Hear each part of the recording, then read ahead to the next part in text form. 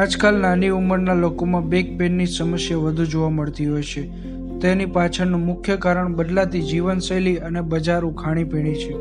ત્યારે આ બેક પેનની સમસ્યાને દૂર કરવા અથવા તેમાંથી રાહત મેળવવા માટે યોગાસનો કરવા જરૂરી છે.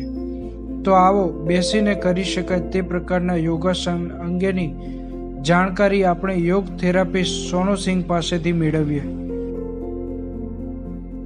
नमस्ते, मेरा नाम सोनू सिंह है और मैं योग थेरेपिस्ट हूँ। आज का जो हम टॉपिक लेने जा रहे हैं वो है बैक पेन। बैक पेन जो है कॉमन प्रॉब्लम बन चुका है बिकॉज हर एक आप देखें तो पूरे वर्ल्ड वाइड 80 to 80% पर्सन को बैक पेन का इश्यू है।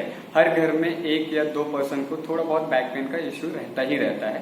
उसका सबसे बड़ा रीजन है लाइफस्टाइल, सेडेंटरी लाइफस्टाइल। हमें ऐसा लगता है कि जो बैक पेन है वो किसी इंजरी की वजह से या फिर कभी चोट लगी हो या जर्क आया हो उसकी वजह से ही बैक पेन हो सकता है, बट ऐसा नहीं है। उसके अलावा जो सबसे बड़ा प्रॉब्लम है वो है सेडेंटरी लाइफस्टाइल।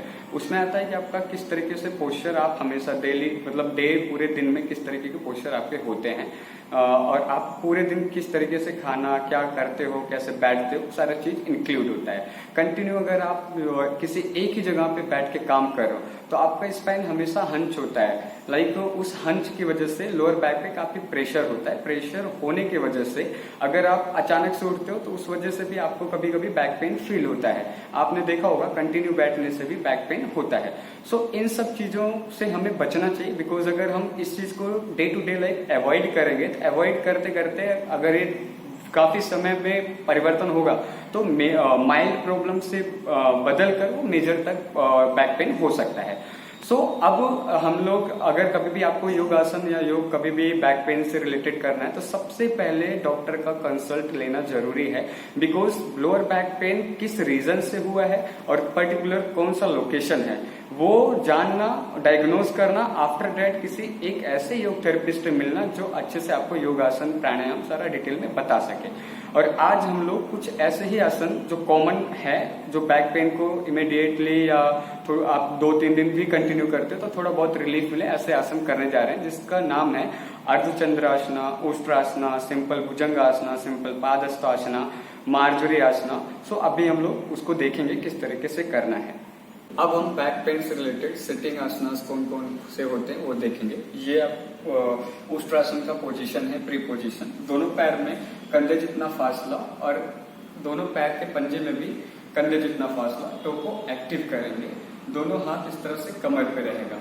फिर उसके बाद श्वास को लेते हुए राइट हैंड ऊपर की तरफ ले जाएंगे। फिर श्वास को छोड़ते हुए इस तरफ से रोटेशन में अपने कमर पे हाथ रखना है। फिंगर्स आपका हिप के साइड और पाम जो है लोअर बैक साइड। ऐसे ही श्वास लेते हुए लेफ्ट हैंड ऊपर एंड श्वास को छोड़ते हुए लेफ्ट हैंड कमर के ऊपर। फिर यहाँ पे श्वास लेते हुए आप जितना कंफर्टेबल पीछे की तरफ जाएंगे, हेड को पीछे की तरफ रखेंगे एंड फिर श्वास को छोड़ते हुए धीरे धीरे वापस बॉडी को स्ट्रेट करना है एंड श्वास लो। राइट हैंड सबसे पहले ऊपर एंड श्वास छोड़ते हुए इस तरह से कमर पे। फिर श्वास लेते हुए लेफ्ट हैंड पीछे की तरफ से रोटेट करते हुए एंड श्वास को छोड़ते हुए लेफ्ट हैंड कमर पे। धीरे से आपको वज्रासन की स्थिति में बैठ जाना है। इस तरीके से 3 राउंड आपको लेना है। थर्ड राउंड में होल्डिंग लेना है 10 से 15 सेकंड, आपकी जितनी बॉडी की कैपेसिटी होगी। अब हम चाइल्ड पोज शशांक आसन की तरफ जाएंगे। इस प्रैक्टिस से आपका जो प्राण का फ्लो है वो लोअर बैक तक इंक्रीज होगा और इसके साथ साथ ब्लड का फ्लो भी लोअर बैक तक इंक्रीज होगा एंड स्ट्रेस लेवल भी डाउन होगा। सो उसका पोजीशन में सबसे पहले दोनों घुटने को योगा मैट जितना गैप बनाना और पीछे से आपका अंगूठा ज्वाइन होगा। फिर यहीं पे श्वास लेते हुए दोनों हाथ को ऊपर की तरफ लेके जाना है। श्वास छोड़ते हुए सबसे पहले मैट पे रखना, धीरे धीरे हथेली के सपोर्ट से आपको आगे जाना है और हेड को डाउन कर देना और शरीर बिल्कुल ढीला छोड़ते हुए लंबे गहरी श्वास लेना है। लंबे गहरी श्वास छोड़ना है इसमें 3 से 4 बार एंड फिर वापस श्वास लेते हुए धीरे धीरे वापस आना है। श्वास को छोड़ते हुए दोनों हाथ को रिलैक्स कर देना, दोनों लेग को ज्वाइन कर देना है। अब हम मार्जरी आसन करने जा रहे हैं जो हमारे बैक मसल्स को फ्लेक्सिबल और स्ट्रेंथन करता है। तो सबसे पहले आपको इस तरह से हिप अप करते हुए दोनों हाथों को नीचे रखना है मैट पे।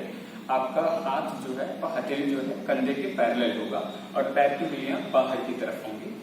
फिर श्वास लेते हुए हेड अप करना है जितना हो सकता है उतना, कमर से जितना हो सकता है अंदर की तरफ, मतलब स्पाइन को आर्च करना है। फिर श्वास को छोड़ते हुए हेड को डाउन करना है, चिन को लॉक करना नियर बाय चेस्ट और स्पाइन आपका हंच होगा। इसी तरीके से 2 से 3 राउंड कंटिन्यू करना है। एंड थर्ड राउंड में आपको 10 से 15 सेकेंड ऊपर की तरफ भी होल्ड करना है एंड नीचे की तरफ भी इस तरीके से होल्ड करना है एंड फिर रिलैक्स हो जाना है।